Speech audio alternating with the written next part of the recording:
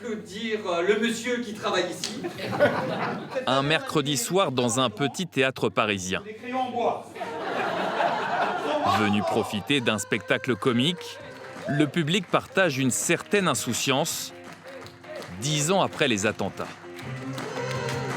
Si je dois commencer évidemment à réfléchir au risque qu'il peut y avoir en sortant, en mettant le pied dehors, bon, je reste enfermé chez moi, je regarde des séries et voilà. Donc non, je suis pas dans cet esprit-là.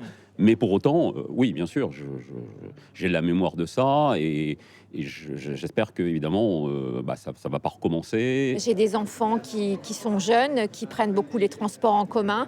Voilà, on sait qu'il peut se passer des choses dramatiques, mais comme je dis, il ne faut pas s'empêcher de vivre. Continuer malgré tout dans ce 11e arrondissement où plusieurs fusillades ont eu lieu à l'époque. Parmi les terrasses visées, celle ici du bar La Belle Équipe, où ce groupe d'amis garde un pincement au cœur. Je me suis installé dans le quartier il y a 6 mois, donc oui, forcément on y pense. On discute avec le serveur qui nous raconte qu'il y a encore des gens 10 ans après qui supportent pas l'idée et pour qui c'est encore difficile. Donc, quand on voit pas mal de forces de l'ordre ou quoi, on peut se dire attention, s'ils sont là, c'est peut-être parce qu'il y a une raison. Mais là encore, personne ne veut lâcher.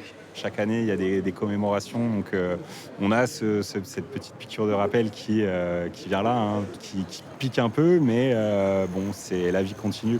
Il faut éduquer les enfants, pas avec ce souvenir en tête, mais en gardant quelques valeurs de base qui font qu'ils se sentent en sécurité, ils se sentent aimés. Une envie de bien vivre 10 ans après pour surmonter ensemble le traumatisme.